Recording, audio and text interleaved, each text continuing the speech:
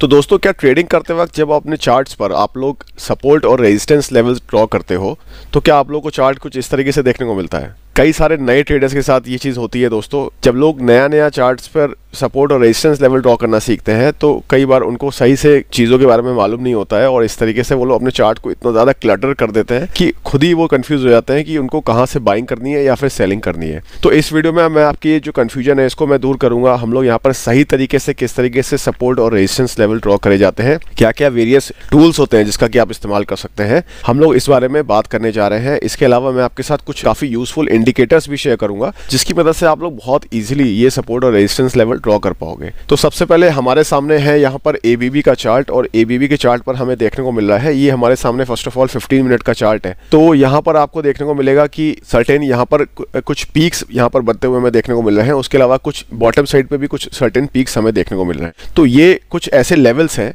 Chart के ऊपर जहां से हम कह सकते हैं कि स्टॉक में काफ़ी एक्सेसिव, मतलब कि जहां पर हमें काफ़ी ह्यूज एक इंटरेस्ट देखने को मिलता है। मतलब कि इस एरिया की अगर हम लोग यहाँ की बात करते हैं, लेट्स यूज़ दी हॉरिजॉन्टल रे, ये मेरी फेवरेट है, इसी को मैं ज़्यादातर यूज़ करता हूँ। तो इसको हम लोग को यूज़ करते हैं। यहाँ पर हमें देखने को मिल रहा है दोस्तों कि कुछ सर्टेन एरियाज़ हैं चार्ट के ऊपर जहाँ से एक अच्छा खासा फॉल हमें आते हुए देखने को मिला है। तो ये जो पीक्स हैं हम लोग इनको कनेक्ट कर देंगे। इसके अलावा यहाँ बॉटम साइड में आप देखेंगे तो हमने यहाँ पर ये एक ऐसा एरिया है दोस्तों यहाँ पर जहाँ से स्टॉक में अच्छा खासा एक बाइंग इंटरेस्ट हमें आते हुए देखने को मिला है। तो ये हम कह सकते हैं कि वो सर्टेन एरियाज हैं जो कि सपोर्ट की तरह काम कर रहे हैं। अब दोस्तों, जितना ज़्यादा शॉर्टर टाइम फ्रेम पे हम लोग जाएंगे उतना ज़्यादा दोस्तों हमें इस तरह के सपोर्ट और रेजिस्टेंस लेवल्स देखने को मिलेंगे। तो जैसे मैंने अपने टाइम फ्रेम वाले वीडियो पे आपसे बताया था कि हम लोग जब चार्ट एनालिसिस करते हैं तो हम लोग को शुरुआत हमेशा हायर टाइम फ्रेम से करनी चाहिए। उससे क्या होता है कि हमें किसी स्टॉक का एक लॉन्ग टर्म टेलीस्कोपिक व्यू मिल जाता है। तो उसकी मदद से हम लोग बहुत ईजिली जो सपोर्ट और रेजिस्टेंस लेवल सबसे ज़्यादा इंपॉर्टेंट है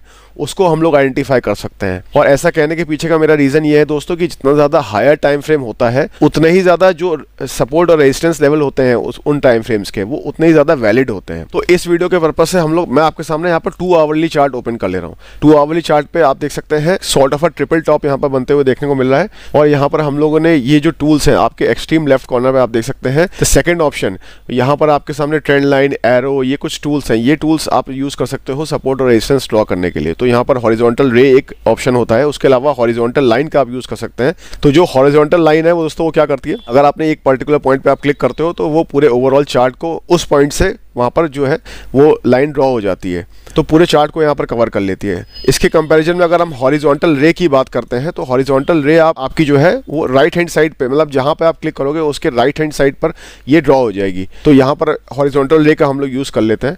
तो ये एक पीक हमने यहाँ पर कनेक्ट कर दी, उसके अलावा एक पीक यहाँ पर हमें देखने को मिल रही है, यानी कि एक रेजिस्टेंस हमें यहाँ देखने को मिल रही है और उसके बाद एक रेजिस्टेंस हमें यहाँ पर देखने को मिल रही है। तो ये कुछ सर्टेन एरियाज हैं जहाँ से हम कह सकते हैं एक अच्छा खासा बड़ा फॉल स्टॉक में आया है। तो डेफिनेटली ये जो प्राइस पॉइंट्स हैं 3294 से लेकर 3440 तक, ये प्राइस पॉइंट्स काफी इंपॉर्टेंट है। यहाँ पर एक हम कह सकते हैं सॉर्ट ऑफ काफी ज्यादा लार्ज इंस्टीट्यूशनल ऑर्डर्स मौजूद हैं जिसकी वजह से जब भी स्टॉक इस जोन में जाता है वहां से एक सब्सटेंशियल फॉल हमें आते हुए देखने को मिलता है नीचे की तरफ। तो एक ये टूल हो गया दोस्तों हमारे पास। इसके अलावा आप लोग रेक्टेंगल टूल का इस्तेमाल कर सकते हो। तो उसके लिए आपको जाना है एक्सट्रीम लेफ्ट पे, 4th ऑप्शन पे आप देख सकते हैं रेक्टेंगल ऑप्शन है। यहाँ पर हम क्या कर सकते हैं, हम लोग यहाँ पर एक सप्लाई जोन ड्रॉ कर सकते हैं। तो सप्लाई जोन ड्रॉ करने के लिए दोस्तों हमें कुछ नहीं करना है, हम लोग मल्टीपल पीक्स को एक साथ कनेक्ट कर देंगे। तो आप ये देख सकते हैं कि एक फॉल की शुरुआत यहाँ से हुई थी इस पॉइंट से, उसके बाद हम लोग इसको यहाँ तक एक्सटेंड कर देंगे। तो मतलब मल्टीपल पॉइंट्स हमने एक साथ कनेक्ट कर दिए। तो हमारे पास एक जोन पूरी यहाँ पर एक सप्लाई जोन ड्रॉ कर ली हमने, जहाँ पर हमें पता चल गया कि 3288 से लेकर 3444 तक एक यहाँ पर सप्लायर्स सेलर्स बैठे हुए हैं। तो जब भी स्टॉक यहाँ पर जाएगा तो हम ये एक्सपेक्ट कर सकते हैं कि स्टॉक में एक सब्सटेंशियल फॉल आने की चांसेस होती हैं। और सिमिलरली दोस्तों हम लोग डिमांड जोन्स भी ड्रॉ कर सकते हैं। तो डिमांड जोन्स ड्रॉ करने के लिए हमें, जैसे हमने अभी पहले कुछ जहाँ से स्टॉक के जो फॉलिंग पॉइंट थे वहां से उनको कनेक्ट करा, अब डिमांड जोन ड्रॉ करने के लिए हम लोगों को बॉटम पे हम लोग सबसे पहले फोकस करेंगे और बॉटम से जो जहाँ से स्टॉक में एक बाउंस सॉर्ट ऑफ हमें आते हुए देखने को मिला है, हम उन सारे पॉइंट्स को एक बार कनेक्ट कर देंगे। तो आप ये देख सकते हैं यहाँ पर एक डिमांड जोन ड्रॉ कर लिए। तो आप देखेंगे कि जब भी स्टॉक यहाँ पर मल्टीपल टाइम स्टॉक ने इसको रिटेस्ट करा है 1 2 3 4 और अभी भी फिलहाल वहाँ पर स्टॉक हमें देखने को मिल रहा है, ट्रेड करते हुए देखने को मिल रहा है। तो यहाँ से जब भी स्टॉक जाता है तो एक sort of a buying interest हमें आते हुए देखने को मिलता है। लेकिन क्योंकि स्टॉक इस जोन को बार बार रिटेस्ट कर रहा है तो यहाँ पर एक चांसेस हो जाती है कि वो लेवल टूट सकता है। तो यहाँ पर स्टॉक इसको कम से कम चौथी बार यहाँ पर इसको रिटेस्ट करते हुए हमें देखने को मिल रहा है।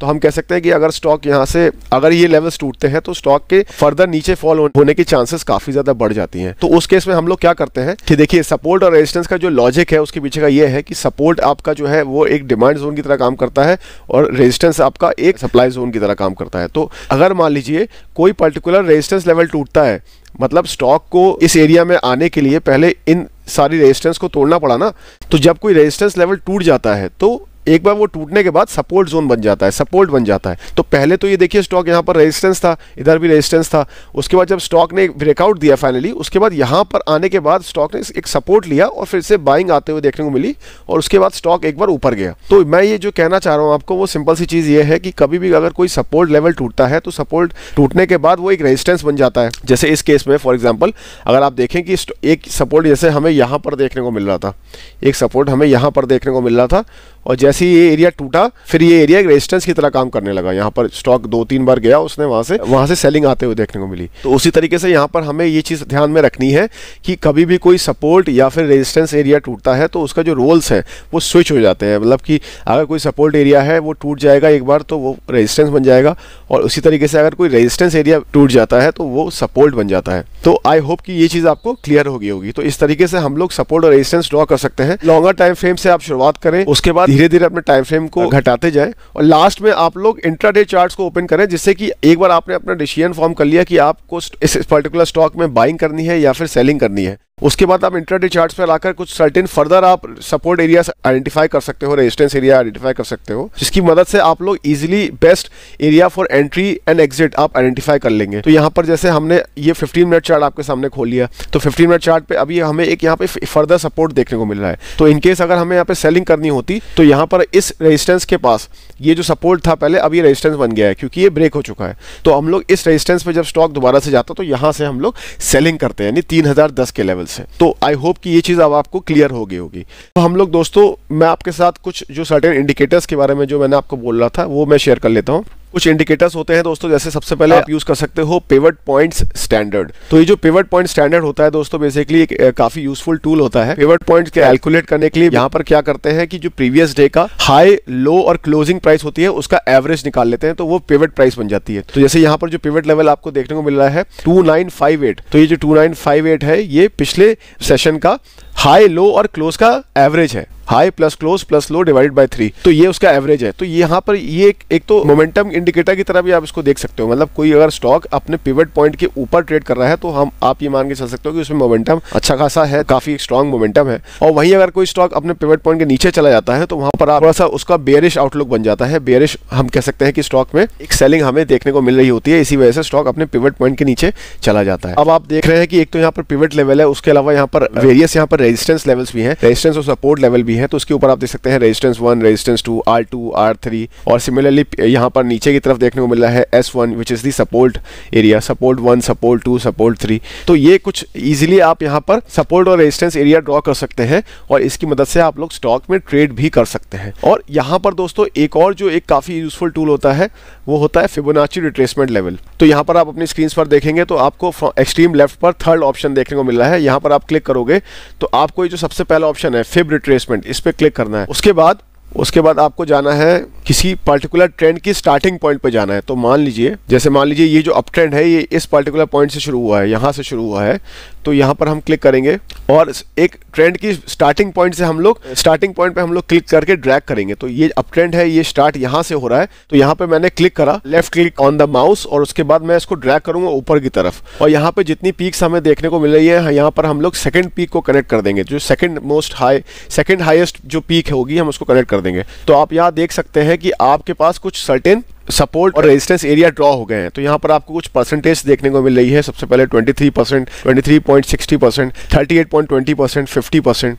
तो दोस्तों ये जो परसेंटेजेस हैं ये काफ़ी ज़्यादा कॉमन होती है। मतलब कोई स्टॉक अगर एक उसमें हमें सिग्निफिकेंट मूव आते हुए देखने को मिलती है, चाहे ऊपर की तरफ हो चाहे नीचे की तरफ हो। तो ऐसा माना जाता है कि कोई स्टॉक हमेशा सीधे सीधे ऊपर नहीं जाता है, उसमें हमेशा कुछ पुल बैक आता है, उसके बाद वो अपने करंट जो उसका मूव है उसको रिज्यूम करता है। तो यहाँ पर आप देखेंगे स्टॉक पहले ऊपर गया थोड़ा, फिर थोड़ा नीचे आया, फिर ऊपर गया, फिर नीचे आया, फिर ऊपर गया, फिर नीचे आया। तो ये जो रिट्रेसमेंट लेवल्स हैं ये काफी ज्यादा आपके लिए यूजफुल हो सकते हैं। जो डाउ थ्योरी है दोस्तों वो सजेस्ट करती है, उसके अकॉर्डिंग कुछ जो फेमस रिट्रेसमेंट लेवल्स होते हैं वो होते हैं 33%, 50% और 66%। तो मतलब उसके अकॉर्डिंग ज्यादा से ज्यादा कोई स्टॉक अगर मान लीजिए एक स्ट्रॉन्ग अप ट्रेंड में था, जैसे ये स्टॉक एक स्ट्रॉन्ग अप ट्रेंड में था, तो ज्यादा से ज्यादा ये 50% रिट्रेस करेगा, यानी कि 2030 तक जाएगा और उसके बाद दोबारा से इसका जो अपमूव है वो रिज्यूम हो जाएगा। और इसके अलावा जो 1/3 और 2/3 लेवल है वो काफी ज्यादा इंपॉर्टेंट होते हैं। मतलब कि जो 2/3 रिट्रेसमेंट लेवल हुआ वो हुआ 66%। तो अगर 66% पे स्टॉक जाता है तो डाउ थ्योरी ये सजेस्ट करती है कि वहां से ज्यादा स्टॉक करेक्ट नहीं होना चाहिए। अगर 66% पे जाता है उसके बाद स्टॉक में वहां से एक रिवर्सल, एक बाउंस बैक हमें आते हुए जरूर देखने को मिलना चाहिए और स्टॉक अपने अप ट्रेंड को रिज्यूम कर ले, ये बहुत इंपॉर्टेंट हो जाता है। अगर वो 66% के लेवल्स को भी ब्रेक कर देता है तो फिर हम उसको रिट्रेसमेंट नहीं बोलेंगे, उस केस में हम लोग उसको बोलेंगे रिवर्सल। मतलब एक स्टॉक में रिवर्सल आ गया है और स्टॉक एक डाउन ट्रेंड में जाने वाला है। डाउ थ्योरी सजेस्ट करता है 33%, 50% और 66%। और जो फिबोनाची नंबर्स हैं वो उसमें आता है 38%, 50 और 62। तो यहाँ पर आप एक वेरिएशन सॉर्ट ऑफ यूज कर सकते हो। मतलब फर्स्ट जो रिट्रेसमेंट लेवल है वो 33 से 38% तक आप उसको लेकर चल सकते हैं, उसके बाद 50% और उसके बाद 62 से यानी 61.80 से 66% तक के बीच में आप इसको लेकर चल सकते हैं। और उसी के अकॉर्डिंग आप यहाँ पर किसी अगर मान लीजिए कोई एक स्टॉक एक काफी अपमूव दे रहा था, काफी एक स्ट्रॉन्ग अप ट्रेंड में था, उसके बाद आप एक रिट्रेसमेंट आता है तो वहां पर आप नई एंट्री, फ्रेश एंट्री की अपॉर्चुनिटी सर्च कर सकते हो। आई होप कि आपको फिबोनाची रिट्रेसमेंट लेवल्स का इस्तेमाल करना आ गया होगा। इसके अलावा एक और चीज मैं आपके साथ जो शेयर करना चाहूंगा वो है पिवट पॉइंट्स के बारे में। तो पिवट पॉइंट्स को भी दोस्तों आप लोग, जैसे ये अभी तो ट्रेडिशनल पिवट पॉइंट्स की पे ये सेट है बाय डिफॉल्ट,